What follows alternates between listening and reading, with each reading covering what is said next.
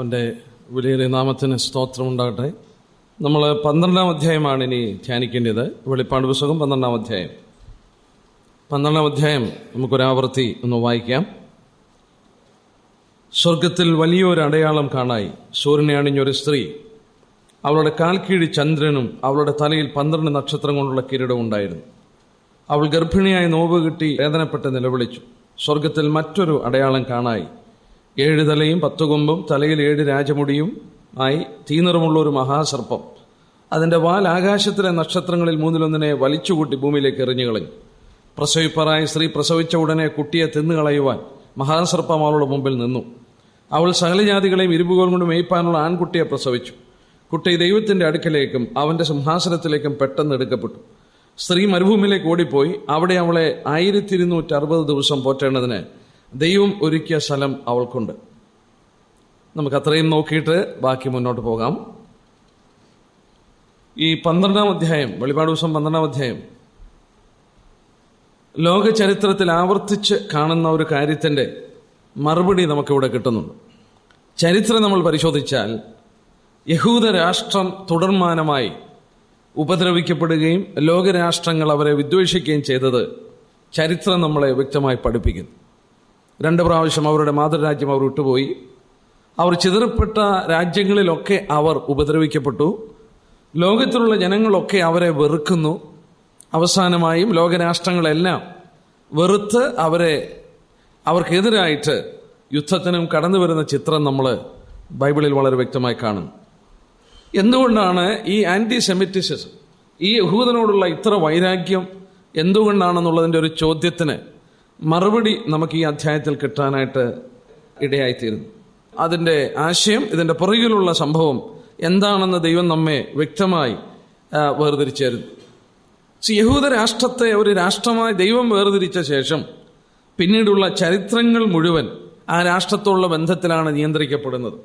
ഈ ലോകത്തിൻ്റെ രാഷ്ട്രീയ സ്ഥിതികൾ മുഴുവൻ നമ്മൾ പഠിച്ചാൽ ആ രാഷ്ട്രത്തോടുള്ള ബന്ധത്തിലാണ് എന്നുള്ളത് നമുക്ക് കാണാനായിട്ട് സാധിക്കും. അതുകൊണ്ട് ദൈവിക ഉദ്ദേശങ്ങൾ അവരോടുള്ള ബന്ധത്തിലാണ് മുന്നോട്ട് നീങ്ങുന്നത്. രാഷ്ട്രങ്ങളോടുള്ള ബന്ധത്തിലും ഒക്കെ കർത്താവിന്റെ രാജ്യം, വരുന്ന രാജ്യം, ഇതൊക്കെ ഈ രാഷ്ട്രത്തോടുള്ള ബന്ധത്തിലാണെന്നുള്ളത് വ്യക്തമായി നമുക്കറിയാം. അതുകൊണ്ട് പൈശാചികനറിയാം, ഈ രാഷ്ട്രത്തെ നശിപ്പിച്ചാൽ ദൈവിക പദ്ധതികൾ അവന് നശിപ്പിക്കാനായിട്ട് സാധിക്കും.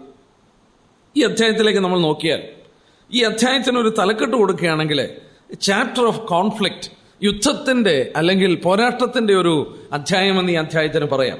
കാരണം എന്താണെന്ന് നോക്കിയാൽ, ആദ്യം നമ്മൾ നോക്കിയാൽ സ്ത്രീയും അതുപോലെ തന്നെ മഹാസർപ്പവും തമ്മിലുള്ള ഒരു വലിയ പോരാട്ടം കഴിഞ്ഞ കാലങ്ങളിൽ, conflict of woman and dragon in the past. ഈ ഡ്രാഗൺ, അതായത് ഈ മഹാസർപ്പവും സ്ത്രീയും തമ്മിലുള്ള കഴിഞ്ഞകാല പോരാട്ടത്തെക്കുറിച്ച് ആദ്യം നമ്മളോട് പറയുന്നു. അതിനുശേഷം ഈ സ്ത്രീ ജന്മം കൊടുത്ത ആൺകുട്ടിയെ വിഴുങ്ങിക്കളയുവാൻ മഹാസർപ്പം വായ് പിളർന്നുകൊണ്ട് നിൽക്കുന്നു. മൂന്നാമത് നമ്മൾ ശ്രദ്ധിച്ചാൽ മീഖായേലും അവന്റെ ദൂതന്മാരും ഈ സാത്താനോടും അവന്റെ ദൂതന്മാരോടും സ്വർഗത്തിലും പടവെട്ടുന്നു. നാലാമത് നമ്മൾ ശ്രദ്ധിച്ചാൽ ഭാവിയിൽ ഇനി സംഭവിക്കാൻ പോകുന്ന വലിയ പോരാട്ടത്തിൽ സാത്താനും അവന്റെ സൈന്യവും ഈ യഹൂദനെ വീണ്ടും കൊന്നുകളയുവാനായിട്ട് ശ്രമിക്കുന്നതായിട്ട് നമ്മൾ കാണുന്നു. അങ്ങനെ 4 വിധമായ പോരാട്ടത്തെക്കുറിച്ച് ഈ അധ്യായത്തിൽ നമുക്ക് വരച്ച ദൈവം ആ സംഭവങ്ങൾ തന്നിട്ടുണ്ട്. നമുക്കത് വിലയിരുത്തുന്നതിന് മുമ്പ് ഇവിടെ പറഞ്ഞിരിക്കുന്ന ഫിഗർ ഓഫ് സ്പീച്ച്, ഇവിടെ ഒരു സ്ത്രീയെ കുറിച്ച് പറയുന്നു, അതുപോലെ തന്നെ ഒരു ഡ്രാഗനെ കുറിച്ച് പറയുന്നു. ഇതൊക്കെ എന്താണെന്നുള്ളത് മനസ്സിലാക്കി കഴിഞ്ഞാൽ നമുക്ക് വ്യക്തമായിട്ട് ആ കാര്യങ്ങൾ മനസ്സിലാക്കാനായിട്ട് സാധിക്കും. അതിന്റെ 1-ാം വാക്യം നമ്മൾ എടുക്കുമ്പോൾ അധ്യായം ഇങ്ങനെയാണ് തുടങ്ങുന്നത്. ബൈബിളിൽ വളരെ പ്രധാനപ്പെട്ട ഒരു കാര്യമാണത്. സ്വർഗത്തിൽ വലിയൊരു അടയാളം കാണായി. I saw a great sign in heaven. അങ്ങനെയല്ല മൂലഭാഷയിലെ എ മിറാക്കുലസ് സൈൻ പോസ്റ്റ് എന്നാണ്. I saw a miraculous signpost in heaven. സ്വർഗത്തിൽ അത്ഭുതപൂർണമായ ഒരു അടയാളം കാണായി, വലിയൊരു അടയാളം, എ മിറാക്കുലസ് സൈൻ പോസ്റ്റ്. നമുക്കറിയാം, എപ്പോഴും സൈൻ പോസ്റ്റ് അല്ലെങ്കിൽ അടയാളങ്ങൾ നൽകപ്പെടുന്നത് ചില ആശയങ്ങൾ നമ്മോട് പറയുവാനായിട്ടാണ്. ഇവിടെ ദൈവത്തിന്റെ ഒരു സൈൻ പോസ്റ്റാണ് ഇവിടെ പറഞ്ഞിരിക്കുന്ന സ്ത്രീ. മറ്റു വിധത്തിൽ പറഞ്ഞാൽ, പ്രവചന പ്രസംഗത്തിൽ പലപ്പോഴും ഊന്നി പറയുന്ന പോലെ വേദപുസ്തകത്തിൽ 3 പ്രാവശ്യം അടയാളമെന്ന് പറയപ്പെട്ട ഒരു സംഗതിയുണ്ട്. അത് യഹൂദ രാഷ്ട്രമാണ്. ആവർത്തനം 28:40 നമ്മൾ വായിക്കുന്നു, ഇവ ഒരടയാളവും അത്ഭുതവുമായിരിക്കും. It shall be a sign and a wonder. Mathai 24 Yeshukristu അടയാളം ചോദിച്ചപ്പോൾ യേശുക്രിസ്തു പറഞ്ഞ അടയാളം, ശിഷ്യന്മാർ അടയാളം ചോദിച്ചപ്പോൾ യേശുക്രിസ്തു പറഞ്ഞ അടയാളം യഹൂദരാഷ്ട്രമാണ്. ഇവിടെയും ഈ ഫിഗർ ഓഫ് സ്പീച്ച്, ഈ സ്ത്രീയുടെ ഫിഗർ ഓഫ് സ്പീച്ച് ആശ്ചര്യമായൊരു സ്ത്രീ അല്ല. ഇതൊരു ഫിഗർ ഓഫ് സ്പീച്ചാണ്. ഒരിക്കലും ഇവിടെ പറയുന്ന ഡിസ്ക്രിപ്ഷനുള്ള ഒരു സ്ത്രീ ഭൂമിയിലില്ല. സൂര്യനെ അണിഞ്ഞൊരു സ്ത്രീയെ ഇവിടെ നമ്മൾ വായിക്കുന്ന പോലെ ചന്ദ്രൻ അവളുടെ തലയിൽ 12 നക്ഷത്രങ്ങൾ കിരീടങ്ങൾ ധരിച്ച ഒരു സ്ത്രീ ഭൂമിയുടെ ഒരു ചരിത്രത്തിലും മനുഷ്യ ചരിത്രത്തിൽ അങ്ങനെ ഉണ്ടായിട്ടില്ല. എന്നാൽ അതുകൊണ്ട് വളരെ വ്യക്തമാണ് ഇതൊരു ഫിഗർ ഓഫ് സ്പീച്ചാണ്. ദൈവം എന്തോ ഒരു സത്യം നമ്മോട് കൺവേ ചെയ്യാൻ വേണ്ടി നമുക്ക് നൽകപ്പെട്ട ഒരു അടയാളമാണ് ഈ സ്ത്രീ. ഇവിടെ നമ്മൾ വായിച്ച പോലെ സ്വർഗത്തിലെ വലിയ ഒരു അടയാളമാണ്. എന്നാൽ വേദപഠനം നടത്തുന്നവർക്ക് ഏറ്റവും അധികം വിവാദപൂർണമായ ഒരു വിഷയമാണ് ആരാണ് ഈ സ്ത്രീ എന്നുള്ളത്. ഈ സ്ത്രീ കന്യാമറിയമാണെന്ന് ഒരു കൂട്ടം തർപ്പിച്ച് പഠിപ്പിക്കുന്നു. കത്തോലിക്കർ മുതലായവർ അത് കന്യാമറിയമാണെന്ന് പഠിപ്പിക്കുന്നു. അതേസമയം മറ്റൊരു കൂട്ടര്, വിശ്വാസികൾ പലരും പഠിപ്പിക്കുന്നു ഇത് സഭയാണ്. മറ്റൊരു കൂട്ടര് ഇത് ഇസ്രയേൽ ജാതിയാണ്.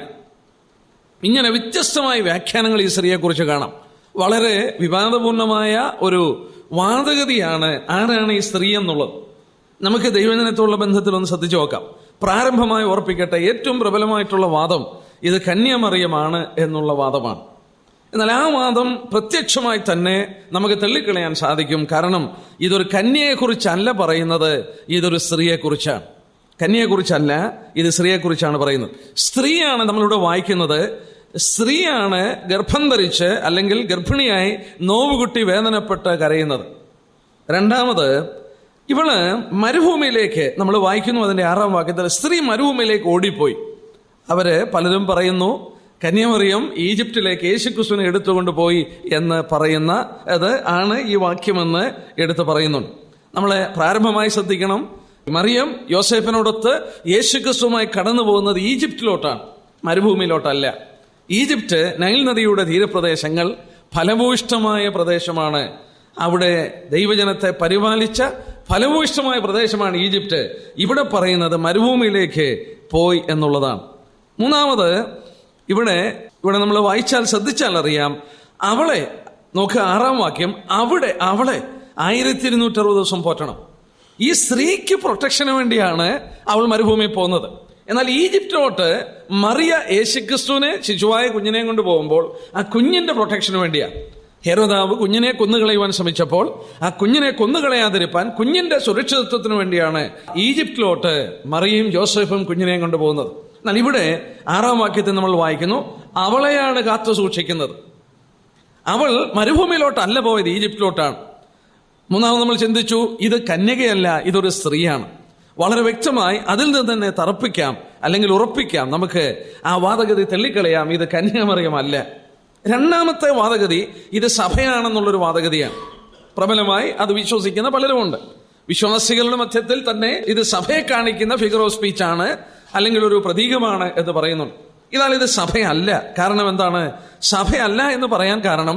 ഇവൾ ഗർഭിണിയായി നോവ് കിട്ടി വേദനപ്പെട്ട് പ്രസവിക്കുകയാണ് ഒരു ആൺകുട്ടിയെ. സഭ ഒരിക്കലും അങ്ങനെ ചെയ്യുന്നില്ല. സഭ വാസ്തവത്തിൽ ഇവിടെ വീണ്ടും നമ്മൾ വായിക്കുന്നു, ഒരു സ്ഥലത്ത് അവളെ പ്രത്യേകം കാത്തു സൂക്ഷിക്കുന്നു. 1260 ദിവസം അല്ലെങ്കിൽ 3.5 വർഷം പ്രത്യേകം കാത്തു സൂക്ഷിക്കുന്നു. സഭ ലോകത്തിൽ ചെതറിക്കിടക്കുകയാണ്. സഭയെ അങ്ങനെ ഒന്നിച്ച് ശേഖരിച്ച് കർത്താവ് ഒരു സ്ഥലത്ത് പ്രത്യേകം അവളെ സൂക്ഷിക്കുന്ന ഒരു ചരിത്രം ഒരിക്കലും ഉണ്ടാകുന്നില്ലേ. സഭയെ കർത്താവ് തന്റെ സന്നിധിയിലൊക്കെ എടുത്തുള്ളപ്പെടുന്നേ ഉള്ളൂ. അവളെ പിന്നീട് സൂക്ഷിക്കേണ്ടി വരുന്നില്ല. കാരണം രൂപാന്തരം പ്രാപിച്ച യേശുക്രിസ്തുവിനെ പോലെ ആയിത്തീരുന്ന സഭയെ അങ്ങനെ സൂക്ഷിക്കേണ്ട ആവശ്യമില്ല. മറ്റൊരു വാദഗതി ശക്തമായിട്ടുള്ളത്, നാം സ്ത്രീയല്ല, നാം 1 കൊരിന്ത്യർ 11:12 വായിക്കുന്ന പോലെ വിവാഹ നിശ്ചയം ചെയ്ത നിർമ്മല കന്യകയാണ്. വെളിപാട് ദിവസം 19-ാം അധ്യായത്തിൽ വരുമ്പോഴാണ് കുഞ്ഞാണിന്റെ കല്യാണം എടുക്കുന്നത്. ഇതുവരെ അത് സംഭവിച്ചിട്ടില്ല. ഇനിയും അത് സംഭവിച്ചാൽ തന്നെ ഒരിക്കലും സഭ പ്രസവിക്കുന്നില്ല അല്ലെങ്കിൽ വംശവർദ്ധന സംഭവിക്കുന്നില്ല. സഭയുടെ പണി പൂർത്തീകരിച്ചു കഴിഞ്ഞാൽ സഭ ഒരിക്കലും അതിന്റെ സംഖ്യ വർദ്ധിക്കുന്നില്ല. അതുകൊണ്ട് ശക്തമായ ഈ വാദഗതിയെ നമുക്ക് തള്ളിക്കളയാം. ഇതും സഭയല്ല. അപ്പോൾ ഇത് കന്യാമറിയമല്ല, ഇത് സഭയുമല്ല എന്നുള്ളത് പ്രാരംഭ ദൃഷ്ടിയാൽ ഇവിടെയുള്ള വചനത്തിൽ തന്നെ നമുക്കത് വിലയിരുത്തി കാണിക്കുവാൻ സാധിക്കും. എന്നാൽ ആരാണിത്? ഇത് ഇസ്രായേൽ രാഷ്ട്രമാണ്. ഇസ്രായേൽ രാഷ്ട്രമാണ് ഇവിടെ പറയുന്നത്.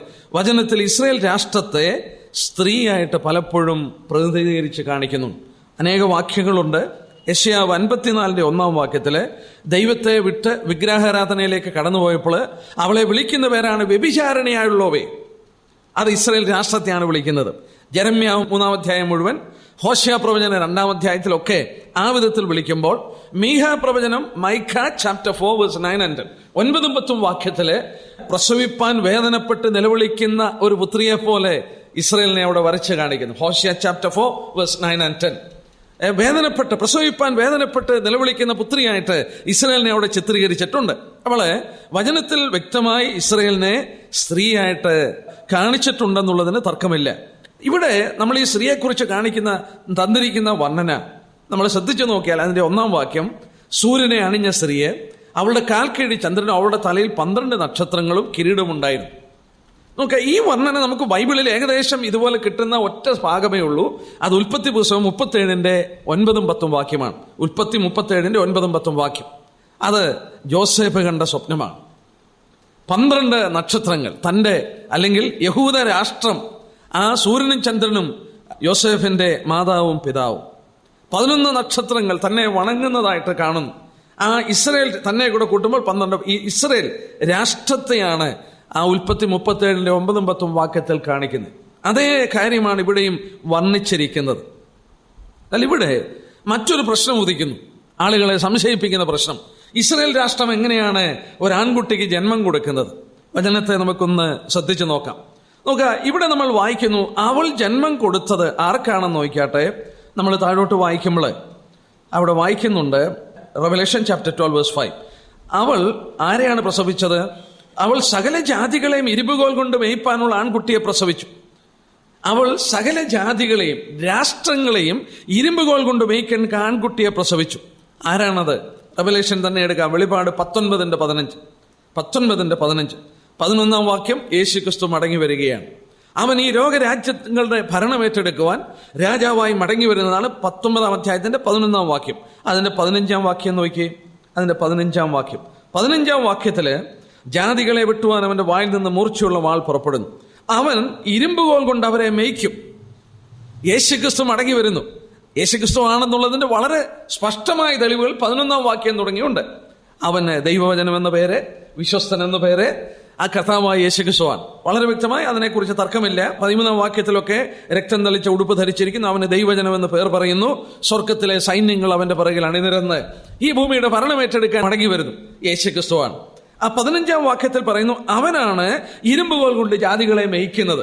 അവള് വളരെ വ്യക്തമായി നമുക്ക് ഈ 12 അധ്യായത്തിന്റെ 5 വാക്യത്തിൽ അവൾ, അതായത് ഈ സ്ത്രീ, സകല ജാതികളെയും ഇരുമ്പുകോൽ കൊണ്ട് മേയ്ക്കേണ്ട ഒരു ആൺകുട്ടിയെ പ്രസവിച്ചു. അതായത് ഇസ്രായേൽ രാഷ്ട്രം യേശുക്രിസ്തുവിന് ജന്മം കൊടുത്തു. നമുക്ക് വീണ്ടും വാക്യം എടുത്തു നോക്കാം. യെശയ്യാ 9:6-7 വാക്യം. യെശയ്യാ 9:6-7 വാക്യത്തിൽ യേശുക്രിസ്തുവിന്റെ ജനനത്തിന് മുമ്പ് പ്രവാചകൻ ആ രാഷ്ട്രത്തോടുള്ള ബന്ധത്തിൽ പ്രവചിക്കുകയാണ്, നമുക്കൊരു ശിശു ജനിച്ചിരിക്കുന്നു, നമുക്കൊരു മകൻ നൽകപ്പെട്ടിരിക്കുന്നു. ആ പദം എങ്ങനെ പറയാൻ കഴിയും? നമുക്ക്, ഇസ്രായേൽ രാഷ്ട്രത്തോടുള്ള ബന്ധത്തിലാണ്. നമുക്കൊരു ശിശു ജനിച്ചിരിക്കുന്നു, നമുക്കൊരു മകൻ നൽകപ്പെട്ടിരിക്കുന്നു. അത് ഇസ്രായേൽ രാഷ്ട്രത്തിനാണ്. വീണ്ടും റോമലേഖനം 9:5 9, 10, 11 റോമർ 9, 10, 11 യഹൂദനെ കുറിച്ച് പൗലോസ് പറയുകയാണ്. 9:5 വാക്യത്തിൽ ജഡപ്രകാരവും ക്രിസ്തുവും അവരിൽ നിന്നല്ലോ ജനിച്ചത്, ഉത്ഭവിച്ചത്. ജഡപ്രകാരം ക്രിസ്തുവും അവരിൽ നിന്നല്ലോ ഉത്ഭവിച്ചത്. നമുക്കൊരു ശിശു നൽകപ്പെട്ടു. ജഡപ്രകാരം ക്രിസ്തു അവരിൽ നിന്ന് ഉത്ഭവിച്ചു.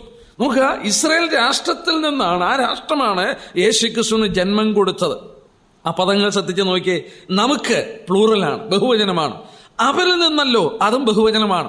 വളരെ വ്യക്തമായി യഹൂദ രാഷ്ട്രത്തിൽ നിന്നാണ് യേശുക്രിസ്തു ഈ ഭൂമിയിൽ അവതരിപ്പാൻ ദൈവം പദ്ധതികൾ ഒരുക്കിയത്. അപ്പോൾ ഈ സ്ത്രീ, നമ്മൾ ഓർത്തതുപോലെ, വചനത്തിൽ നിന്ന് പഠിച്ചതുപോലെ, കണ്ടതുപോലെ, യാതൊരു തർക്കവുമില്ല, ദൈവം നൽകപ്പെട്ട മിറാക്കുലസ് സൈൻ പോസ്റ്റ്, അതായത് സ്വർഗത്തിലെ ഏറ്റവും വലിയ അടയാളം യഹൂദ രാഷ്ട്രമാണ്. ദൈവത്തിന്റെ കരം ഈ ചരിത്രത്തിൽ പ്രവർത്തിക്കുന്നത് മനസ്സിലാക്കുവാൻ മനുഷ്യന് നൽകപ്പെട്ട അടയാളമാണ് ആ രാഷ്ട്രം. വചനത്തിൽ 3 പ്രാവശ്യം ആവർത്തിച്ച് പറഞ്ഞു. യേശുക്രിസ്തുവിന്റെ വരവ് സമീപിച്ചെന്ന് കാണുവാൻ, മനസ്സിലാക്കുവാൻ കഴിയുന്നതും ഈ രാഷ്ട്രത്തെ നമ്മൾ നോക്കുമ്പോഴാണ്. അവൾ ഇവിടെ 2 കാര്യങ്ങൾ വ്യക്തമായി. ഒന്ന്, ഈ സ്ത്രീ യഹൂദ രാഷ്ട്രമാണ്, അവളിൽ നിന്ന് യേശുക്രിസ്തു ജന്മം പ്രാപിച്ചു. ഇനി നമുക്ക് മറ്റൊരു വിഷയം 3 വാക്യത്തിൽ വരുമ്പോൾ, അവിടെ നമ്മൾ മറ്റൊരു ഫിഗർ ഓഫ് സ്പീച്ച് കാണും. 3-ാം വാക്യം, സ്വർഗത്തിൽ മറ്റൊരടയാളം കാണായി, 7 തലയും 10 കൊമ്പും, തലയിൽ 7 രാജമുടിയും, തീ നിറമുള്ള ഒരു മഹാസർപ്പം. നോക്കുക, ഒരു മഹാസർപ്പം, തീ നിറമുള്ള മഹാസർപ്പം, എ ഗ്രേറ്റ് റെഡ് ഡ്രാഗൺ. മലയാളത്തിൽ തീ നിറമെന്നാണെങ്കിൽ ഇംഗ്ലീഷിൽ റെഡ് ഡ്രാഗൺ, ചുവന്ന dragon. A great red dragon having 7 heads, 10 horns and 7 crowns upon the head. മഹാസർപ്പം. ഇംഗ്ലീഷിൽ ഇവിടെ നമ്മൾ വായിക്കുമ്പോൾ മഹാസർപ്പം എന്നാണ്, എന്നാൽ ഇംഗ്ലീഷിൽ എഴുതിയിരിക്കുന്നത് ഗ്രേറ്റ് റെഡ് ഡ്രാഗൺ. ഇത് സാത്താനെ കുറിച്ചാണെന്ന് ഈ വാക്യത്തിൽ തന്നെയുണ്ട്, ഈ അധ്യായത്തിൽ തന്നെയുണ്ട്. 12:9 നോക്കിയേ, 12-ാം അധ്യായത്തിന്റെ 9-ാം വാക്യം. അവിടെ തന്നെ അത് വ്യാഖ്യാനിച്ചിരുന്നു. ഭൂതലത്തെ മുഴുവൻ തെറ്റിച്ചു കളയുന്ന പിശാചും സാത്താനും എന്ന മഹാസർപ്പം ആയ പഴയ പാമ്പിനെ ഭൂമിയിലേക്ക് തള്ളിക്കളഞ്ഞു. എത്ര വ്യക്തമായി പരിശുദ്ധാത്മാവ് വ്യാഖ്യാനിച്ചിരിക്കുന്നു.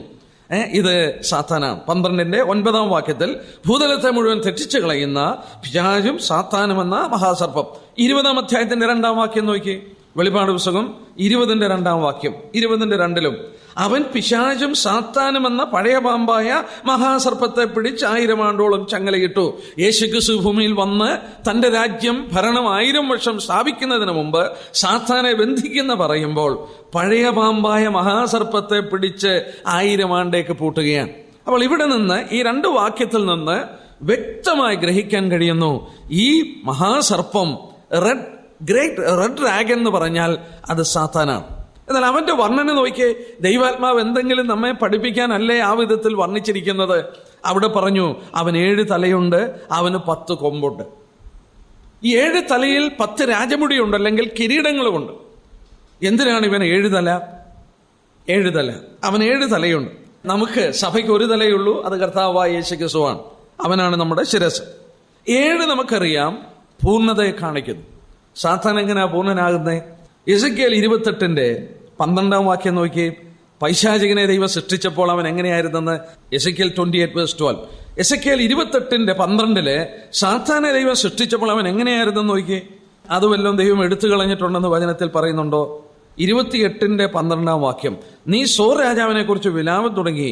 അവനോട് പറയാണ്, യഹോവേ കർത്താവ് ഇപ്രകാരം, നീ മാതൃകാമുദ്രയായിരുന്നു, നീ ജ്ഞാനസമ്പൂർണനും സൗന്ദര്യ സമ്പൂർണനും തന്നെ. ജ്ഞാനസമ്പൂർണൻ, 7 തല, അവൻ ജ്ഞാനസമ്പൂർണനാണ്. സാത്താൻ നമ്മൾ ഉദ്ദേശിക്കുന്ന പോലെ മോശമായ ഒരാളല്ലേ. അവൻ ജ്ഞാനസമ്പൂർണനാണ്, സൗന്ദര്യ സമ്പൂർണനാണ്. എന്നാൽ ദൈവം അത് എടുത്തു കളഞ്ഞതായിട്ട് പറയുന്നില്ലേ. അവന്റെ പ്രകാശം എടുത്തു കളഞ്ഞു. അവന് പ്രകാശം എടുത്തു കളഞ്ഞ് അവൻ അന്ധകാരത്തിന്റെ പ്രഭുവായപ്പോഴും അവന് ജ്ഞാനമുണ്ട്, വളരെ ജ്ഞാനമുണ്ട്. ദൈവം സർവജ്ഞാനിയാണ്. പക്ഷെ ഇവൻ ഇവിടെ വായിക്കുന്ന അവൻ ജ്ഞാനസമ്പൂർണനായിരുന്നു. അല്ലെങ്കിൽ ഈ വിധത്തിൽ ദൈവത്തോട് മൽപ്പിടുത്തം നടത്തി മത്സരിച്ചുകൊണ്ട് സകല ലോകത്തെയും തെറ്റിക്കുവാൻ അവന് കഴിയില്ല. അവന്റെ ബുദ്ധി വളരെ വിപുലമായതുകൊണ്ടാണ് ഈ ലോകത്തെ മുഴുവൻ വഞ്ചിപ്പാനായിട്ട് അവന് സാധിക്കുന്നതും ഈ ലോകത്തെ മുഴുവൻ കബളിപ്പിക്കാൻ സാത്താന് കഴിയുന്നതിന്റെ കാരണം വളരെ ജ്ഞാനസമ്പൂർണനായതുകൊണ്ടാണ്. ആത്മീയ മണ്ഡലം തന്നെ കബളിപ്പിക്കപ്പെട്ട് എത്രയോ വഞ്ചനയിൽ അകപ്പെടുത്തുവാൻ സാത്താന് കഴിയുന്നതിന്റെ കാരണം അവൻ ജ്ഞാനസമ്പൂർണനാണ്. ഇവിടെ 7 തലയുണ്ട്. ഈ 7 തലയിൽ 10 കൊമ്പുണ്ട്. വചനത്തിൽ കൊമ്പ് രാജപ്രൗഢിയെ കാണിക്കുന്നതായിട്ട് വചനത്തിൽ തെളിവുകളുണ്ട്. സങ്കീർത്തനം 75:4, 5-10 അവിടെയൊക്കെ അനേക വാക്യങ്ങളുണ്ട്. അത് രാജപ്രൗഢിയെ കാണിക്കുന്നു. പഴയ നാളുകളിൽ രാജാക്കന്മാർ കിരീടങ്ങളിൽ കൊമ്പുകൾ വെക്കാറുണ്ടായിരുന്നു. എന്നാൽ ഇവിടെ 10 കൊമ്പ് എന്ന് പറയുമ്പോൾ അതിനെക്കുറിച്ചൊരു പഠനം പലരും നടത്തുന്നത് ഞാൻ കണ്ടു. ഞാൻ മനസ്സിലാക്കിയത് ഞാനങ്ങ് പറയാം. 10 എന്ന് പറയുന്നത് പരീക്ഷണത്തെയും മാത്രമല്ല ഭരണകൂടത്തിന്റെ പൂർണ്ണതയെയും കാണിക്കുന്നു എന്ന് പറയുന്നു. പരീക്ഷണത്തെയും ഭരണകൂടത്തിന്റെ പൂർണ്ണതയും എന്താണെന്നുള്ളത് ചൂണ്ടിക്കാണിക്കാം. നമ്മൾ വചനത്തെ ശ്രദ്ധിച്ചാൽ പരീക്ഷയുടെ കാലഘട്ടം 10 എന്നുള്ളത് വചനത്തിൽ ആവർത്തിച്ച് പറയുന്നുണ്ട്. ഉൽപ്പത്തി 24:53 റിബേക്കയെ കൂട്ടിക്കൊണ്ടു പോകുവാൻ എലിയാസാർ കടന്നു വരുന്നു. അവൾ പോകുവാൻ തീരുമാനിച്ചു. അവളുടെ തീരുമാനം വികാരത്തിൽ നിന്ന് ഉത്ഭവിച്ചതാണോ എന്ന് മനസ്സിലാക്കാനായിട്ട് ബാല 10 ദിവസം ഇവിടെ നിൽക്കട്ടെ. ഉൽപ്പത്തി 24:51 10 ദിവസം ബാല ഇവിടെ നിൽക്കട്ടെ. അവളേക്ക് പോകുവാനുള്ള ഒരുക്കമാണ്. ഈ 10 ദിവസത്തിനുള്ളിൽ റിബേക്കയുടെ മനസ്സുകൾ മാറാം. പക്ഷേ 10 ദിവസം കഴിയുമ്പോൾ അവൾക്ക് വേണ്ടി ഒരുക്കപ്പെട്ട വരനു വേണ്ടി, ഇസാക്കിനു വേണ്ടി യാത്ര ചെയ്യുവാൻ അവൾ ഒരുങ്ങുകയാണ്. ദാനിയേലിന്റെ പുസ്തകം 1:12 ശാഖഭോജനം ഭക്ഷിപ്പാനായിട്ട് ബാലന്മാർക്ക് കൊടുത്തപ്പോൾ, രാജാവ് കൊടുത്ത ഭക്ഷണം കഴിക്കാതെ അവർ ഇരുന്നപ്പോൾ അവർ പറഞ്ഞു, ദാനിയേൽ 1:12, ഞങ്ങളെ 10 ദിവസം പരീക്ഷിച്ചാലും.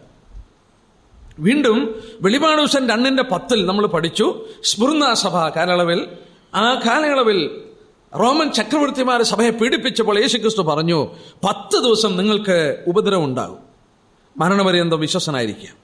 നോക്കുക, ഇവിടെയൊക്കെ ഒന്ന് ശ്രദ്ധിച്ചു നോക്കിയേ. 10 ദിവസം ബാല ഞങ്ങളോടുകൂടെ നിൽക്കട്ടെ, ഞങ്ങളെ 10 ദിവസം പരീക്ഷിച്ചാലും 10 ദിവസം നിങ്ങൾക്ക് ഉപദ്രവം ഉണ്ടാകും. നോക്കുക, 10 പരീക്ഷയുള്ള ബന്ധത്തിൽ ആവർത്തിച്ച വചനത്തിൽ പറഞ്ഞിരിക്കുന്ന കാണാം. അങ്ങനെയാണെങ്കിൽ മത്തായി 4:3 വാക്യം എടുത്തു നോക്കിയാൽ ഈ സാത്താനെ കുറിച്ച് പറഞ്ഞിരിക്കുന്ന ഒരു പദം അവിടെ പരിശുദ്ധാത്മാവ് രേഖപ്പെടുത്തിയിട്ടുണ്ട്. മത്തായി 4:3 യേശുക്രിസ്തുവിനുള്ള ബന്ധത്തിൽ, അപ്പോൾ പരീക്ഷകൻ അടുത്തു വന്നു. അപ്പോൾ പരീക്ഷകൻ അടുത്തു വന്നു, എക്സാമിനർ അടുത്തു വന്ന പോലെയാ. മനുഷ്യനെ മുഴുവൻ പരീക്ഷിച്ചുകൊണ്ടിരിക്കുകയാണ് ആര്? ഈ സാത്താൻ. അവസാന കാലഘട്ടത്തിൽ, കാലത്തിന്റെ അന്ത്യത്തിൽ അന്തിക്രിസ്തു എഴുന്നേൽക്കുമ്പോഴും അവന്റെ മൂർത്തിയായി അവൻ അധിവസിക്കുന്ന ഒരു വ്യക്തിയെ ലോകത്തിൽ എഴുന്നേൽപ്പിക്കുമ്പോൾ നാം വായിക്കുന്നു, ഭൂതലത്തിൽ വസിക്കുന്ന സകല ഭൂവാസികളെയും പരീക്ഷിപ്പാനുള്ള ഒരു കാലഘട്ടം, പരീക്ഷയുടെ ഏറ്റവും വലിയ കാലഘട്ടം. അന്തിക്രിസ്തു എഴുന്നേറ്റ് അത്ഭുതങ്ങൾ ചെയ്യുമ്പോൾ ആ പരീക്ഷകൻ വാസ്തവത്തിൽ മൂർത്തിയായി അവനിൽ അവതരിച്ച് ലോകത്തെ മുഴുവൻ പരീക്ഷിക്കുന്ന ഒരു കാലഘട്ടം. ഇന്നും സാത്താൻ മനുഷ്യനെ പരീക്ഷിച്ചുകൊണ്ടിരിക്കുകയാണ്.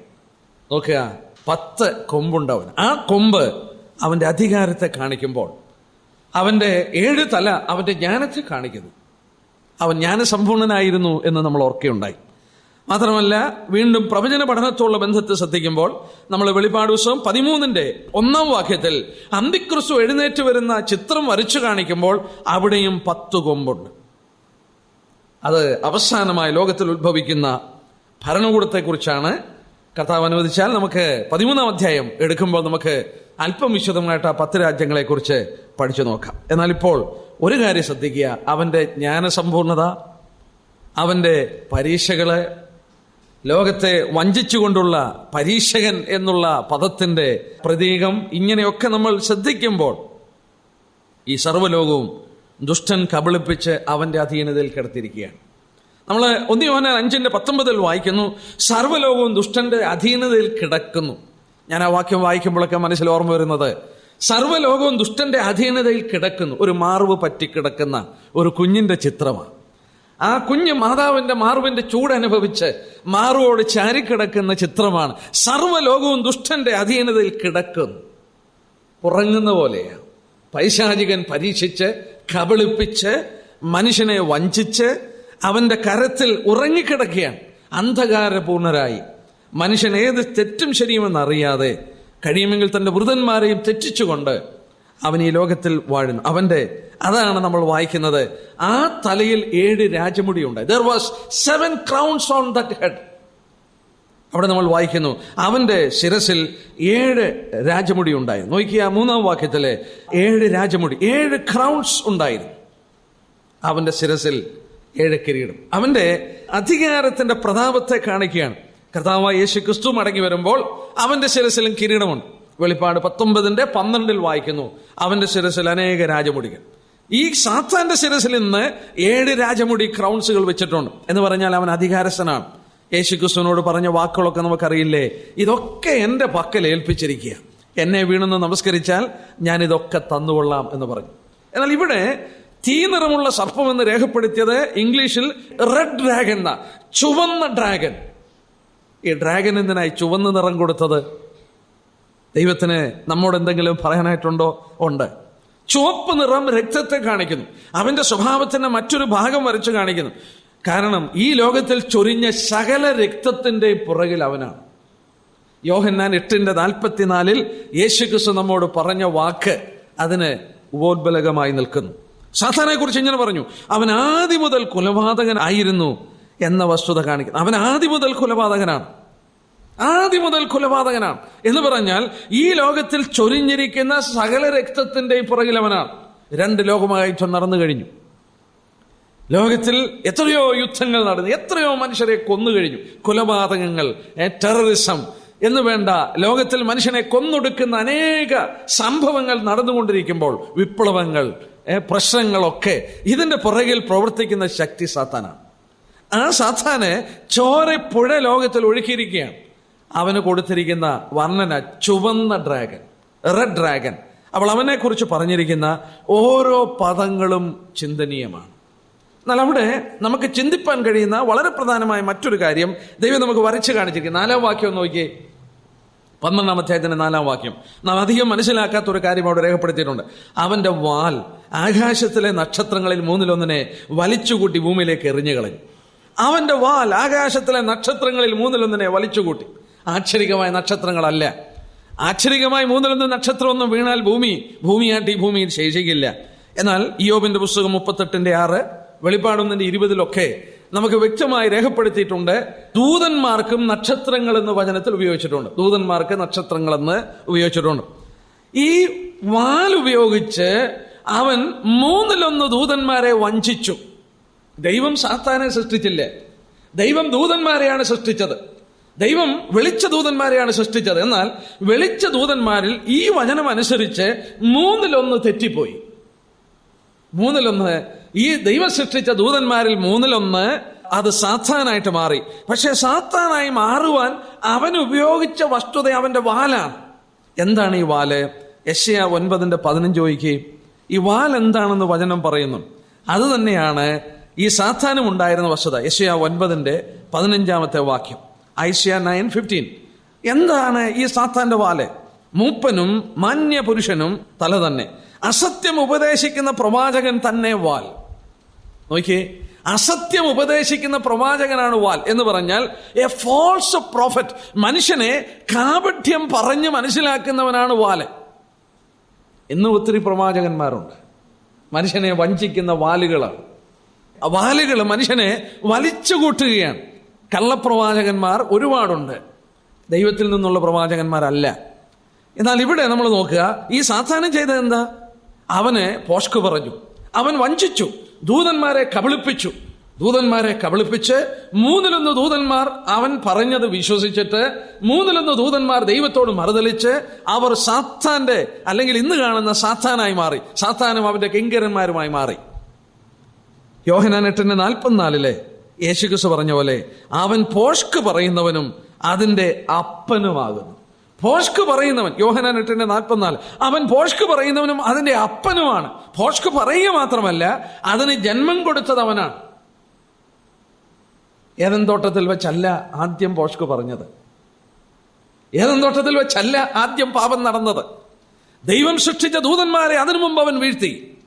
1/3 ദൂതന്മാർ ദൈവത്തോട് മറുതലിക്കുവാൻ, മത്സരിക്കുവാൻ ഇടയായത് അവന്റെ തന്ത്രമായിരുന്നു, അവന്റെ വാലാണ്, കാപട്യമാണ്. ഏദൻ തോട്ടത്തിൽ വന്നും ഹവ്വയെ അവന്റെ വാലുകൊണ്ട് അവൻ ചതിച്ചു. ഞാൻ പറയട്ടെ, ഇന്നും ഈ ലോകത്തെ മുഴുവൻ അവൻ വഞ്ചിച്ചുകൊണ്ടിരിക്കുകയാണ്. ക്രിസ്തീയ സമൂഹത്തെ പോലും നമുക്ക് അനുകമ്പ തോന്നേണ്ട കാര്യമാണ്. എത്രയോ വിശ്വാസികൾ ഈ പ്രവചനമെന്ന് പറഞ്ഞ് ഈ പൈശാചികന്റെ തന്ത്രത്തിൽ അകപ്പെട്ട് മുന്നോട്ട് പോകുന്നു. എന്റെ പ്രിയപ്പെട്ടവരെ, വെളിപാട് 20:3 കർത്താവ് ഇവനെ ബന്ധിക്കുന്നതിന്റെ ഒരു കാരണം പറയുന്നുണ്ട്. വെളിപാട് 20:3 വാക്യത്തിൽ, റെവലേഷൻ 23 അവനെ 1000 വർഷം പൂട്ടിയിടുന്നതിന്റെ കാരണം പറയുന്നുണ്ട്. എന്താ? 1000 ആണ്ട് കഴിയുവോളം ജാതികളെ വഞ്ചിക്കാതിരിപ്പാൻ അവനെ അഗാധത്തിൽ തള്ളിയിട്ട് അടച്ചു പൂട്ടുന്നു എന്ന് പറഞ്ഞാൽ അതിന്റെ അർത്ഥം എന്നാ? ഇന്ന് ഹീസ് ഡിസീവിംഗ് ദ നേഷൻസ്. അവൻ ഇന്ന് മനുഷ്യനെ വഞ്ചിച്ചുകൊണ്ടിരിക്കുകയാണ്. 1000 വർഷം കർത്താവ് ഭരിക്കുമ്പോൾ ജാതികളെ വഞ്ചിക്കരുത്. ഞാൻ ചിലപ്പോൾ ഇരുന്ന് ഓർക്കാറുണ്ട്, ഞാൻ ഇങ്ങനെ ഓർക്കാറുണ്ട്, ഇവന്റെ വഞ്ചനയാണ് ലോകത്തിൽ കോടിക്കണക്കിന് ആളുകൾ നരകത്തിലേക്ക് പോകാൻ കാരണം. ഇസങ്ങള്, കമ്മ്യൂണിസം തന്നെ എടുത്ത്, നമ്മൾ കമ്മ്യൂണിസ്റ്റുകാരോട് എതിരൊന്നുമല്ല, പക്ഷേ കമ്മ്യൂണിസം സാത്താന്റെ കയ്യിലെ ഒരു ടൂളായി മാറി. ദൈവമില്ല എന്ന് പഠിപ്പിച്ചുകൊണ്ട് എത്രയോ ലക്ഷങ്ങളെ കൊന്നൊടുക്കി, എത്രയോ ലക്ഷങ്ങൾ കോടികൾ നരകത്തിൽ പോകാൻ ഇടയാക്കി തീർത്തു. ആരാണ് അതിന്റെ പുറകില്? അവർ ചിന്തിച്ചു, ദൈവമില്ലാതൊരു സ്വർഗം അവർക്കിവിടെ കെട്ടിപ്പടുത്താമെന്ന് ചിന്തിച്ചു. പക്ഷേ പരാജയമായി മാറി. ലോകത്തിൽ കാണുന്ന ഇസങ്ങള്, ലോകത്തിൽ കാണുന്ന രാഷ്ട്രീയങ്ങള്, ലോകത്തിൽ കാണുന്ന കാപഢ്യങ്ങള് മനുഷ്യനെ വഞ്ചിച്ചിട്ട് അവനെ നിത്യ നരകത്തിലേക്ക് നയിച്ചുകൊണ്ടിരിക്കുന്നതിന്റെ പുറകിൽ വാസ്തവത്തിൽ ഈ സാത്താനാണ്. ഏദനിൽ മാത്രമല്ല, അതിനു മുമ്പ് ദൂതന്മാരെ അവൻ വീഴ്ത്തി, അവൻ വീണ്ടും വീഴ്ത്തും. 1000 വർഷം പൂട്ടിയില്ലെങ്കിൽ അന്നും അവൻ മനുഷ്യനെ വഞ്ചിക്കും. 1000 വർഷം കഴിഞ്ഞ് അവനെ അഴിച്ചുവിടുമ്പോൾ വീണ്ടും അവൻ പോയി മനുഷ്യനെ വഞ്ചിക്കുകയാണ്. അവൻ പോഷ്ക് പറയുന്നവനും അതിന്റെ അപ്പനുമാണ് എന്നുള്ളത് പറയുന്നു. ഇവിടെ നമ്മൾ വായിക്കുമ്പോൾ അവന്റെ വാളുപയോഗിച്ച് ആകാശത്തിൽ 1/3 നക്ഷത്രങ്ങളെ അവൻ താഴോട്ട് തള്ളിയിടുകയാണ്. ഇനി നമുക്ക് ഈ സാത്താന്റെ മറ്റൊരു പ്രവർത്തനം നമുക്കൊന്ന് ശ്രദ്ധിച്ചു നോക്കാം. സാത്താന്റെ മറ്റൊരു പ്രവർത്തനം, അതിന്റെ 5-ാം വാക്യം ഒന്ന് ശ്രദ്ധിച്ചേ. വളരെ ശ്രദ്ധേയമായ ഒരു പ്രയോഗമാണ് 5-ാം വാക്യം. നോക്കുക, അവൾ, അതായത് ആ സ്ത്രീ, ഇസ്രായേൽ രാഷ്ട്രം സകല ജാതികളെയും ഇരുമ്പുകോൽ കൊണ്ട് മേയ്പ്പാനുള്ള ആൺകുട്ടിയെ പ്രസവിച്ചു. കുട്ടി ദൈവത്തിന്റെ അടുക്കലേക്കും അവന്റെ സന്നിധിയിലേക്കും പെട്ടെന്ന് എടുത്തുകൊള്ളപ്പെട്ടു. അതിന്റെ 4-ാം വാക്യത്തിന്റെ ബാക്കി വായിക്കണം. പ്രസവിപ്പാറായ സ്ത്രീ പ്രസവിച്ച ഉടനെ കുട്ടിയെ തിന്നുകളയുവാൻ മഹാസർപ്പം അവളുടെ മുമ്പിൽ നിന്നു. ഈ സ്ത്രീ ആൺകുട്ടിയെ പ്രസവിച്ച ഉടനെ, നമ്മൾ ഓർത്തു സ്ത്രീ ഇസ്രായേൽ രാഷ്ട്രമാണ്. ഇസ്രായേൽ രാഷ്ട്രം യേശുക്രിസ്തുവിന് ജന്മം കൊടുത്തു. യേശുക്രിസ്തുവിന് ജന്മം കൊടുത്ത് കഴിഞ്ഞ ഉടനെ അവനെ തിന്നുകളയുവാൻ സാത്താൻ അതിന്റെ മുന്നിൽ നിന്നു. എന്താ അതിന്റെ കാരണം? സാത്താൻ അറിയാം, മനുഷ്യനെ വഞ്ചിച്ച് കഴിഞ്ഞ ഉടനെ ഉൽപ്പത്തി 3:15 സ്വർഗത്തിലെ ദൈവം മനുഷ്യനോടൊരു വാക്ക് പറഞ്ഞു. സ്ത്രീയുടെ സന്തതിയായി ഒരുവൻ ജനിക്കും, അവൻ സർപ്പത്തിന്റെ തല തകർത്ത് കളയും. ഇത് കേട്ടു സാത്താന് മനസ്സിലായി, സ്ത്രീയുടെ സന്തതി സർപ്പത്തിന്റെ തലയെ തകർക്കുമെന്നുള്ളത് അറിയാം. അവനറിയാം അവന്റെ തല ഒരു ദിവസം തകർക്കും, അവനെ നശിപ്പിക്കും എന്നറിയാം. അവള് സ്ത്രീയുടെ സന്തതിയായി പിറക്കാതിരിപ്പാൻ അവൻ സകല പണികളും നോക്കി.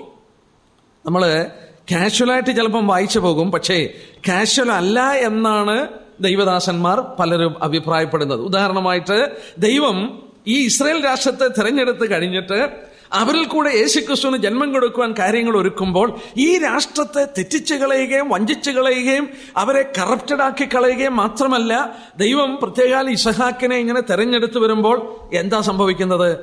ശ്രദ്ധിച്ചു നോക്കിയേ. അബ്രാഹാമിനെ ദൈവം തെരഞ്ഞെടുത്തു. അബ്രാഹാമിന്റെ ഭാര്യയായ സാറയുടെ ഗർഭപാത്രം അടച്ചു കളഞ്ഞു. അതിന്റെ പുറകിലും പൈശാചികനാണ്. ജന്മം കൊടുക്കാതെ അവന്റെ തലയെ തകർക്കുന്ന ആ സന്തതി ജനിക്കാതിരിപ്പാൻ സാറയുടെ ഗർഭപാത്രം അടച്ചെന്ന് മാത്രമല്ല, ദൈവം അവസാനം അത് തുറന്നു കൊടുത്തു. അവസാനം ഇസഹാക്ക് ജനിച്ചു. ഇസഹാക്ക് ഒരു ഭാര്യയെ എടുത്തു, റിബേക്കയുടെ ഗർഭപാത്രം അടച്ചു കളഞ്ഞു. നാം വായിക്കുന്നു, അവൾക്ക് വേണ്ടി ഇസഹാക്ക് പ്രാർത്ഥിച്ചു. ദൈവം പ്രാർത്ഥന കേട്ടു, അവളുടെ ഗർഭപാത്രം തുറക്കുകയാണ്. ഈ പിതാക്കന്മാരുടെ ഭാര്യമാരുടെ ഗർഭപാത്രങ്ങളെ അടച്ചു കളഞ്ഞതിന്റെ കാരണവും വേദപണ്ഡിതന്മാർ ചിന്തിക്കുന്നു, ഈ സ്ത്രീയുടെ സന്തതി ജനിക്കരുത്, കാരണം അവന്റെ തലയെ തകർക്കും. ദൈവം, നാം വചനത്തിൽ വായിക്കുന്നു, യഹോവ അവരുടെ ഗർഭപാത്രത്തെ തുറന്നു കൊടുത്തതായിട്ട് വായിക്കുന്നു. വേണ്ട, ഇനിയും നമ്മൾ നോക്കിയേ, അതിന്റെ ശേഷവും നമ്മൾ ശ്രദ്ധിച്ചു നോക്കിയാൽ, ആൺകുട്ടിയെ ജനിച്ച ഉടനെ ഹെരോദാവ് എന്താ ചെയ്തത്?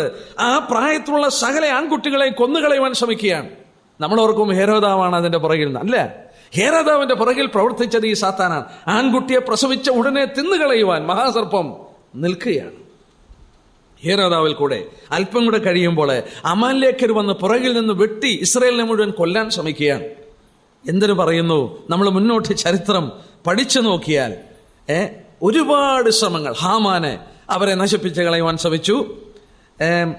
ഒരുപാട് കനാനിൽ അവർ കടന്നു ചെന്ന ശേഷം ആ രാഷ്ട്രത്തെ മുഴുവൻ നിഗ്രഹിക്കാൻ ശ്രമിച്ചു. യേശുക്രിസ്തു ജനിച്ച ശേഷം നമ്മളറിയാം, ശിശുവിനെ നശിപ്പിച്ച് കളയുവാൻ ശ്രമിച്ചു. പട്ടണത്തിന്റെ വാതിൽക്കൽ കൊണ്ടുവന്ന് അവനെ തെള്ളിയിട്ട് കൊല്ലുവാൻ ശ്രമിച്ചു. ഗെത്സമനയിൽ വെച്ച് ക്രൂശിൽ ചെല്ലുന്നതിന് മുമ്പ് അവനെ കൊന്നുകളയുവാനായിട്ട് ശ്രമിച്ചു. മാത്രമല്ല, യേശുക്രിസ്തു ജനിക്കുന്ന സമയം വലിയ പൈശാചിക പ്രവർത്തനങ്ങൾ നടമാടിക്കൊണ്ട് ഭൂമിയിലിരുന്നു.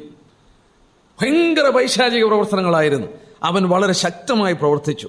അവസാനം ക്രൂശിൽ വെച്ചും യേശുക്രിസ്തുവിനെ കൊന്നുകളയുവാൻ അവൻ സകല തന്ത്രങ്ങളും പ്രയോഗിച്ച് റോമ രാഷ്ട്രത്തെയും യഹൂദ രാഷ്ട്രത്തെയും ഇളക്കിമറിച്ച് തകർത്ത് കളയുവാൻ ശ്രമിക്കുമ്പോൾ എബ്രായർ 2:14 വായിക്കുന്നു, മരണഭീതിയിൽ അടിമകളായിരുന്നവരെ തന്റെ മരണം കൊണ്ട് വിടുവിക്കുകയാണ്.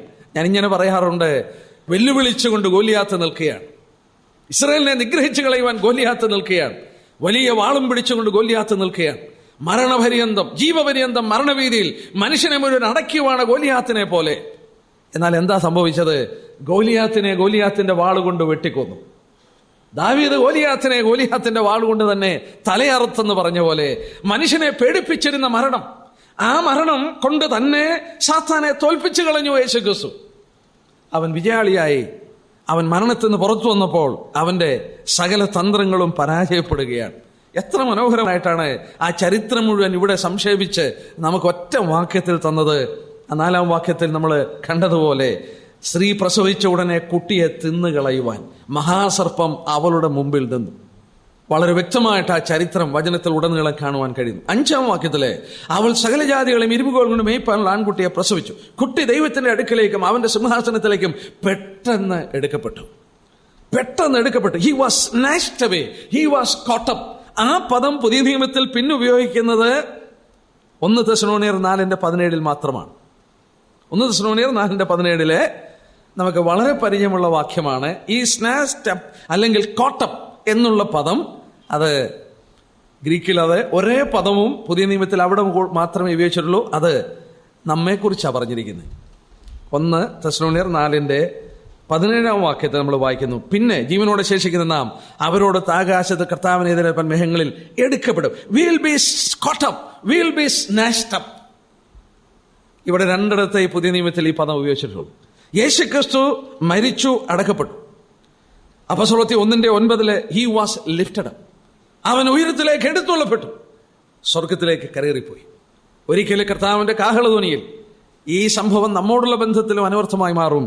We also will be caught up. നമ്മളും കർത്താവിന്റെ സന്നിലേക്ക് എടുത്തുകൊള്ളപ്പെടും. കർത്താവിന്റെ മരണ പുനരുത്ഥാന ശേഷം സ്വർഗത്തിലേക്ക് അവൻ എടുത്തുകൊള്ളപ്പെട്ടതിന്റെ മനോഹരമായ ചിത്രമാണ് ഇവിടെ പറഞ്ഞിരിക്കുന്നത്. എന്നാൽ ഇനി നമ്മൾ നോക്കിയേ 6-ാം വാക്യം നോക്കിയേ. അതായത് ഈ 12-ാം അധ്യായത്തിന്റെ ബാക്കി ഭാഗം മുഴുവൻ ഈ 6-ാം വാക്യത്തിന്റെ എക്സ്പ്ലനേഷനാണ്. 6-ാം വാക്യത്തിന്റെ എക്സ്പ്ലനേഷൻ. 6-ാം വാക്യം എന്താ പറയുന്നത്? സ്ത്രീ മരുഭൂമിയിലേക്ക് ഓടിപ്പോയി. അവിടെ അവളെ 1260 ദിവസം പോറ്റേണ്ടതിന് ദൈവം ഒരുക്കിയ സ്ഥലം അവൾക്കുണ്ട്. യേശുക്രിസ്തു പെട്ടെന്ന് എടുത്തുകൊള്ളപ്പെട്ടു. പിന്നീട് സഭാകാലമാണ് പറയേണ്ടത്. യേശുക്രിസ്തു സ്വർഗത്തിലേക്ക് എടുത്തുകൊള്ളപ്പെട്ടിട്ട് ഈ സഭാകാലവ് പറഞ്ഞിട്ടില്ല. യേശുക്രിസ്തുവിന്റെ ഐഹിക ജീവിതത്തെക്കുറിച്ച് ഇവിടെ പറഞ്ഞില്ല. അവന് ജന്മം തന്നു, സ്ത്രീ പ്രസവിച്ചു, പെട്ടെന്ന് എടുത്തുകൊള്ളപ്പെട്ടു. യേശുക്രിസ്തു ജനിച്ച് 33.5 വർഷം കഴിഞ്ഞാണ് അവൻ എടുത്തുകൊള്ളപ്പെട്ടത്. ആ 33.5 വർഷത്തെക്കുറിച്ച് ഇവിടെ പറഞ്ഞില്ല. അതുപോലെ തന്നെ അവൻ സ്വർഗത്തിലേക്ക് എടുത്തുകൊള്ളപ്പെട്ട ശേഷം സ്ത്രീ മരുഭൂമിയിലേക്ക് ഓടിപ്പോയി. ഇസ്രായേൽ രാഷ്ട്രം മരുഭൂമിയിലേക്ക് ഓടിപ്പോകുന്നു. അപ്പോൾ സമാകാലം ഇതിന്റെ മധ്യത്തിൽ ഉണ്ടായിരുന്നു, അത് പറഞ്ഞിട്ടില്ല. യേശുക്രിസ്തുവിന്റെ ജനനത്തിനും ഉൽപ്രാവണത്തിനും മധ്യത്തിലുള്ള കാലയളവ് പറയാഞ്ഞതുപോലെ ഇവിടെ സഭാകാലയളവ് പറഞ്ഞിട്ടില്ല. എന്നാൽ ഇവിടെ പറയുന്നത് സ്ത്രീ മരുഭൂമിയിലേക്ക് ഓടിപ്പോയി, അവളെ 1260 ദിവസം പോറ്റേണ്ടതിന് ദൈവം ഒരുക്കിയ ഒരു സ്ഥലം അവൾക്കുണ്ട്.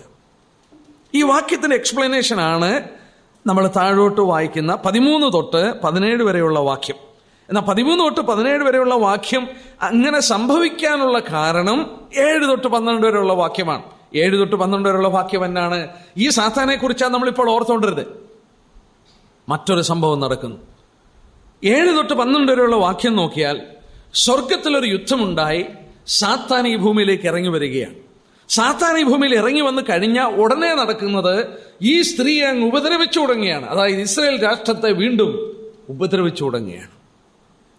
മഹാപീഡന കാലഘട്ടത്തിൽ വീണ്ടും ഇതുവരെ യഹൂദൻ കണ്ടിട്ടില്ലാത്ത ഭയങ്കരമായൊരു ഉപദ്രവം സാത്താൻ അഴിച്ചുവിടും. സാത്താൻ അത് അഴിച്ചുവിടുന്നതിന്റെ കാരണം, സാത്താനെ സ്വർഗത്തിൽ നിന്ന് അടിച്ച് താഴോട്ട് ഇറക്കുമ്പോൾ ഇതിനെല്ലാം കാരണം നീയാണ് എന്റെ തല തറക്കുവാൻ ഇടയാക്കിയ ആ ആൺകുട്ടിക്ക് ജന്മം കൊടുത്തതും ഇന്ന് ഞാൻ തള്ളപ്പെടുവാനായിട്ട് ഇടയായി തീർന്നതും അധികാരം ആൺകുട്ടി ഏറ്റെടുക്കുവാൻ പോകുന്നുവെന്നുള്ളതിന്റെ സകല വൈരാഗ്യത്തോടും കൂടെ ഇറങ്ങി വരികയാണ്. നമ്മൾക്ക് 7-ാം വാക്യം തുടങ്ങിയുള്ള ഭാഗമൊന്ന് അല്പമെങ്കിലും ശ്രദ്ധിച്ചിട്ട് നമുക്ക് പോകാം. നോക്കുക, 7-ാം വാക്യം. പിന്നെ സ്വർഗത്തിൽ യുദ്ധമുണ്ടായി. മീഖായേലും അവന്റെ ദൂതന്മാരും മഹാസർപ്പത്തോട് പടവെട്ടി. തന്റെ ദൂതന്മാരുമായി മഹാസർപ്പം പടവെട്ടി ജയിച്ചില്ലതാനും. സ്വർഗത്തിൽ ഒരു വലിയ യുദ്ധം നടക്കുകയാണ്. ഇന്നും സ്വർഗത്തെക്കുറിച്ച് നമ്മൾ പഠിച്ചാൽ സ്വർഗത്തിൽ ഇന്നും പൈശാചകൻ കയറി ചെല്ലുന്നു. രസകരമായ ഒരുപാട് പ്രയോഗങ്ങൾ പ്രത്യക്ഷമായും പരോക്ഷമായും വചനത്തിൽ കാണാൻ സാധിക്കും. ഒരു ഭാഗത്ത് നമ്മൾ വായിക്കുന്നുണ്ടല്ലോ, യോബിന്റെ പുസ്തകം, സ്വർഗം തൃക്കണ്ണിന് നിർമ്മലമല്ലല്ലോ. സ്വർഗം തൃക്കണ്ണിന് നിർമ്മലമല്ല. സ്വർഗം എന്തുകൊണ്ടാണ് തൃക്കണ്ണിന് നിർമ്മലമല്ലാത്തത്? സ്വർഗം നിർമ്മലതയുള്ളൊരു സ്ഥലമാണെങ്കിലും സാത്താൻ എന്നും അവിടെ കയറി ചെല്ലും. നമ്മള് ഈ ക്രിയേഷൻ 6 ദിവസത്തെ സൃഷ്ടിപ്പിനെ കുറിച്ച് പഠിച്ചാൽ എല്ലാ ദിവസത്തിന്റെ അവസാനം ദൈവം പറഞ്ഞു നല്ലതെന്ന് പറഞ്ഞു. പക്ഷെ നല്ലതെന്ന് പറയാത്തൊരു ദിവസമുണ്ട്. എല്ലാ ദിവസവും ദൈവം പറഞ്ഞു നല്ലതാണെന്ന്. എന്നാൽ നല്ലതാണെന്ന് പറയാത്തൊരു ദിവസമുണ്ട്. ആ ദിവസം ഏതാണെന്നറിയാമോ? 2-ാം ദിവസമാണ്. നമ്മൾ നോട്ട് ചെയ്യാതെ വിട്ടുപോകുന്ന ഒരു ഭാഗമാണ്. ഉൽപ്പത്തി പുസ്തകം 1-ാം അധ്യായത്തിലെ അതിന് 4-ാം വാക്യത്തിലെ വെളിച്ചം നല്ലതെന്ന് കണ്ടു, പിന്നീട് 6 തൊട്ടുള്ള വാക്യം, ദൈവം വെള്ളങ്ങളുടെ മധ്യേ വിധാനങ്ങളെ ഉണ്ടാക്കി, അത് വെള്ളത്തിനും തമ്മിൽ വേർവിന് വിധാനമുണ്ടാക്കി. ദൈവം വിധാനത്തിന് കീഴിൽ വെള്ളവും വിധാനത്തിന് മീതെയുള്ള വെള്ളവും തമ്മിൽ വേർപിരിച്ചു. അങ്ങനെ സംഭവിച്ചു. ദൈവം വിധാനത്തിന് ആകാശം എന്ന് പേരിട്ടു. സന്ധ്യയായി ഉഷസ്സുമായി 2-ാം ദിവസം. ദൈവം 2-ാം ദിവസം ആകാശം സൃഷ്ടിച്ചു കഴിഞ്ഞിട്ട് അതിന് നല്ലതെന്ന് പറഞ്ഞില്ല. 3-ാം ദിവസം നോക്കിയേ. 3-ാം ദിവസം എന്ന് പറയുമ്പോൾ 11-ാം വാക്യം ദൈവം നല്ലതെന്ന് കണ്ടു. 13-ാം വാക്യം വരുമ്പോൾ നല്ലതെന്ന് കണ്ടു 3-ാം ദിവസം. 18-ാം വാക്യം നല്ലതെന്ന് ദൈവം കണ്ടു 4-ാം ദിവസം. 21-ാം വാക്യം നല്ലതെന്ന് ദൈവം കണ്ടു. ഈ ദിവസങ്ങളിൽ 2-ാം ദിവസം ആകാശത്തെ സൃഷ്ടിക്കുമ്പോൾ നല്ലതെന്ന് കണ്ടതായിട്ട് അവിടെ രേഖപ്പെടുത്തിയിട്ടില്ല. അത് ഒമിറ്റ് ചെയ്തു പോയത് അറിയാതെ പറ്റിയതല്ല. ദൈവം ദൈവജനം ദൈവശാസ്യമായതുകൊണ്ടാണ്. എന്തുകൊണ്ടാണെന്ന് ചോദിച്ചാൽ, ഇന്നും ആകാശമണ്ഡലങ്ങൾ ശുദ്ധീകരിക്കപ്പെട്ടിട്ടില്ല. ആകാശമണ്ഡലങ്ങളിൽ പൈശാചികൻ വിഹരിക്കുന്നു. നമ്മൾ വചനത്തിൽ വായിക്കുന്നില്ലേ, സ്വർലോകങ്ങളിലെ ദുഷ്ടാത്മസേനകളാണ്. സ്വർലോകങ്ങളിലെ ദുഷ്ടാത്മസേനകൾ. അവൻ ഭൂമിയിൽ മാത്രമല്ല സ്വർഗത്തിലും കടന്നു ചെല്ലുന്നു.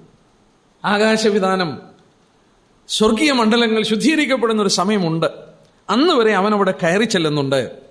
നമ്മൾ ന്യായാധിപന്മാരുടെ പുസ്തകം 5:20 പഠിച്ചാൽ അവിടെ ഇങ്ങനെ വായിക്കുന്ന, ആകാശത്തുനിന്ന് നക്ഷത്രങ്ങൾ പൊരുതു, അവ സിസറയോടും സ്വഗതികളിൽ പൊരുതു. ദൈവജനമായി ഇസ്രായേലിനെ സംഹരിക്കാൻ സിസറ വരുമ്പോൾ ബാരാക്കും ദെബോറയും കൂടെ യുദ്ധം നടത്തുന്ന ഒരു സംഭവമാണ്. ഇസ്രായേലിനെ കൊന്നുകളയുവാൻ സിസറ വരികയാണ്. സിസറ വരുമ്പോൾ ഒരു സ്ത്രീ ദെബോറയുടെ കൂടെ ഒരു സൈന്യ അധിപനായ ബാരക്കും കൂടെ യുദ്ധത്തിന് പുറപ്പെടുമ്പോൾ ആ ഭാഗത്തെക്കുറിച്ച് ന്യായാധിപന്മാർ 5:20 രേഖപ്പെടുത്തിയിരിക്കുന്നു. ആകാശത്ത് നിന്ന് നക്ഷത്രങ്ങൾ പൊരുതു. യുദ്ധം നടന്നത് താഴെയാ, പക്ഷേ ആകാശത്ത് നിന്ന് നക്ഷത്രങ്ങൾ പൊരുതി. ഇസ്രായേലിനെ സംഹരിക്കുവാൻ ഇവർ കടന്നു വരുമ്പോൾ സ്വർഗത്തിലും നക്ഷത്രങ്ങൾ പൊരുതുന്നു. ദൂതന്മാരുടെ മധ്യത്തിലും പോരാട്ടം. വീണ്ടും നമുക്കറിയാം, ദാനിയേലിന്റെ പുസ്തകം 10-ാം അധ്യായം. ദാനിയേലിന്റെ പ്രാർത്ഥനയ്ക്ക് മറുപടിയുമായിട്ട് വരുന്ന ദൂതനെ വാസ്തവത്തിൽ സോർ പ്രഭു പൈശാചികൻ അവിടെ തടഞ്ഞു നിർത്തി. ദാനിയേൽ വീണ്ടും പ്രാർത്ഥന കഴിച്ചുകൂട്ടുന്നു. 13-ാം വാക്യത്തിൽ പ്രധാന ദൂതനായി മീഖായേൽ വന്നിട്ടാണ് ആ ദൂതനെ അവിടെ വിട്ടിട്ട്, അല്ലെങ്കിൽ പടവെട്ടി ആ ദൂതുമായിട്ട് കടന്നു വരുന്നത്. അപ്പോൾ സ്വർഗീയ മണ്ഡലങ്ങളിൽ വിഹരിക്കുന്ന ദൂതന്മാരുടെ, ഈ വെളിച്ച ദൂതന്മാരുടെ യാത്രകൾക്ക് പോലും തടസ്സപ്പെടുത്തുന്ന ദുഷ്ടസൈന്യങ്ങൾ. വേണ്ട, വീണ്ടും ഒന്ന് വായിച്ചു നോക്കിയേ. പുറപ്പാട് 17 നമുക്കറിയാം. ഇസ്രായേലിനോട് അമലേക്കർ യുദ്ധത്തിന് വരികയാണ്. അമലേക്കർ താഴ്വരയിൽ യോശുവയും ഇസ്രായേലും കൂടെ യുദ്ധം നടത്തുകയാണ്. അവർ യുദ്ധം നടത്തുമ്പോൾ പർവ്വതത്തിൽ മോശ കയറിയിരിക്കുക. മോശയുടെ കൈകൾ ഉയർത്തിപ്പിടിച്ചു. ആ കൈകൾക്ക് വളരെ ക്ഷീണം വന്നപ്പോൾ അഹരോനും ഹൂരും കൈകൾ താങ്ങിപ്പിടിച്ചു. എന്നാൽ ആ പുറപ്പാട് 17 രേഖപ്പെടുത്തി, മോശയുടെ കൈകൾ താണു പോകുമ്പോൾ ഇസ്രായേൽ പരാജയപ്പെട്ടു.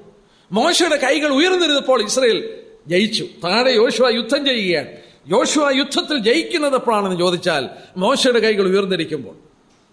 മോശയുടെ കൈ താഴുമ്പോൾ ഇസ്രായേൽ എന്തുകൊണ്ടാണ് പരാജയപ്പെടുന്നത്? കൈ ഉയർന്നിരിക്കുമ്പോൾ ജയിക്കുകയും കൈ താഴ്ത്തിയിടുകയും ചെയ്യുമ്പോൾ പരാജയപ്പെടുകയും ചെയ്യുന്നതിന്റെ കാരണം എന്നാ? മോശയുടെ മധ്യസ്ഥ പ്രാർത്ഥന. അവിടെയും നമുക്കൊരു വെളിച്ചം കിട്ടുന്നു. ഈ പോരാട്ടത്തിൽ, ആക്ഷരികമായ യോശുവയുടെ പോരാട്ടത്തിൽ, അതിന്റെ പുറകിൽ ഒരു പൈശാചിക ശക്തി പ്രവർത്തിക്കുന്നുണ്ടായിരുന്നു. മോശ പർവ്വതത്തിൽ പ്രാർത്ഥിക്കുമ്പോൾ താഴെ വിജയം സംഭവിക്കുകയാണ്. മോശയുടെ കൈകൾ ക്ഷീണിച്ച് താഴുമ്പോൾ പരാജയം താഴെ സംഭവിക്കുകയാണ്. എന്റെ പ്രിയപ്പെട്ടവരോട് വീണ്ടും പറയട്ടെ, നാം ഏർപ്പെട്ടിരിക്കുന്ന ഒരു ആത്മീയ പോരാട്ടമാണ്.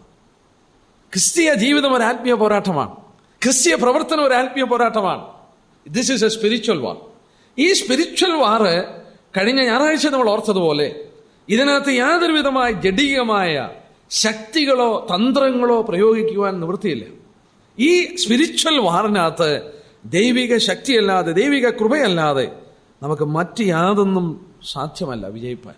ആത്മാക്കൾ വിടിവിക്കപ്പെടുവാൻ, ദൈവസഭ പണിയപ്പെടുവാൻ, ദൈവിക പ്രവർത്തനങ്ങൾ നടക്കുവാൻ ദൈവത്തിന്റെ സഹായവും ദൈവത്തിന്റെ ആത്മാവിന്റെ പരിവർത്തനവും അല്ലാതെ മറ്റ് യാതൊന്നുകൊണ്ടും സാധിക്കുകയല്ല. ഈ സത്യങ്ങൾ നമ്മളെ പഠിപ്പിക്കും. നമ്മുടെ പിറകിൽ പ്രവർത്തിക്കുന്ന വലിയ പൈശാചിക വൃന്ദങ്ങളുണ്ട്. നമ്മുടെ പിറകിൽ പ്രവർത്തിക്കുന്ന ദൂതവൃന്ദങ്ങളുമുണ്ട്. നാം വാസ്തവത്തിലൊരു പോർക്കളത്തിന്റെ മധ്യത്തിലാണ്. 2 വലിയ സൈന്യങ്ങൾ നമ്മളെ വീക്ഷിക്കുകയാണ്. നാം വചനത്തിൽ അത് കാണുന്നു, ഇവിടെയും അത് വായിക്കുന്നു. സ്വർഗത്തിൽ, സ്വർഗീയ മണ്ഡലങ്ങളിൽ ഇന്നും പൈശാചികൻ വിഹരിച്ചുകൊണ്ടിരിക്കുന്നു. പൗലോസ് നമുക്ക് എഴുതുമ്പോൾ വ്യക്തമായിട്ട് എഴുതി, നമ്മുടെ പോരാട്ടം ജഡരക്തങ്ങളോടല്ല, വാഴ്ചകളോടും അധികാരങ്ങളോടുമാണ്. സ്വർലോകങ്ങളിലെ ദുഷ്ടാത്മ സേനകളോടാണ്. ഞാനിവിടെ അവസാനിപ്പിക്കട്ടെ. ഈ സത്യം മനസ്സിലാക്കുക. നമ്മൾ അടുത്ത ആഴ്ച വരുമ്പോൾ താഴോട്ടുള്ള ഇസ്രായേലിനുള്ള ബന്ധത്തിൽ അവരുടെ പോരാട്ടത്തെക്കുറിച്ച് നമുക്ക് കാണാൻ സാധിക്കും. ഈ ആത്മീയ പോരാട്ടത്തിൽ നോക്കുക, ഇസ്രായേല് ഈ ഭൂമിയിൽ തിരഞ്ഞെടുക്കപ്പെട്ട ജനമാണ്. ദൈവസഭ സ്വർഗീയ ജനമാണ്. ഈ സ്വർഗീയ ജനത്തോടും ദൈവം തിരഞ്ഞെടുത്ത ഈ ലോക ജനമായ ഇസ്രായേലിനോടും സാത്താൻ ഒരുപോലെ പോരാടിക്കൊണ്ടിരിക്കുന്നു. ആക്ഷരികമായി നമുക്ക് ഇസ്രായേൽ അനുഭവിക്കുന്ന പീഡകളും കഷ്ടങ്ങളും കാണുവാൻ കഴിയുമ്പോൾ ദൈവസഭയോടും അവൻ അതുപോലെ പോരാടും. എന്നാൽ ഇന്ന് നമുക്ക് കർത്താവ് അനുകൂലമായി മധ്യസ്ഥ ചെയ്യുകയും അവന്റെ ദൂതന്മാരെ കൽപ്പിച്ചാക്കുകയും നമ്മയും ആത്മീയ പോരാട്ടത്തിൽ വിജയിച്ച കർത്താവ് ജയാളിയായ നമ്മുടെ രക്ഷയുടെ ക്യാപ്റ്റനായി നമ്മളെ മുന്നോട്ട് നടത്തുകയും ചെയ്യുന്നു. അതുകൊണ്ട് വിജയം അനുഭവിപ്പാൻ കഴിയുന്നു. എന്നാൽ വ്യക്തമായി നാം മനസ്സിലാക്കിക്കൊള്ളുക, നാം ഏർപ്പെട്ടിരിക്കുന്നത് ഒരാത്മീയ പോരാട്ടത്തിലാണ്. നമ്മുടെ കർത്താവ് പൈശാചികനെ തകർക്കുവാൻ ഈ ഭൂമിയിൽ ജനിച്ചതാണ്. അവന്റെ ജന്മത്തിന് എല്ലാ തടസ്സങ്ങളും സാത്താൻ സൃഷ്ടിച്ചെങ്കിലും ദൈവിക പദ്ധതികൾ നടന്നുകൊണ്ടിരിക്കുന്നു. അവൻ വേഗം മടങ്ങി വന്ന് സാത്താനെ ബന്ധിച്ച് ഈ ലോകം അനുഗ്രഹിക്കപ്പെട്ട ഒരു നിലയിലേക്ക് മാറ്റും. വരുന്ന ദിവസങ്ങൾ നമ്മളത് പഠിക്കും. കർത്താവ് നമ്മെ സഹായിക്കുമാറാകട്ടെ.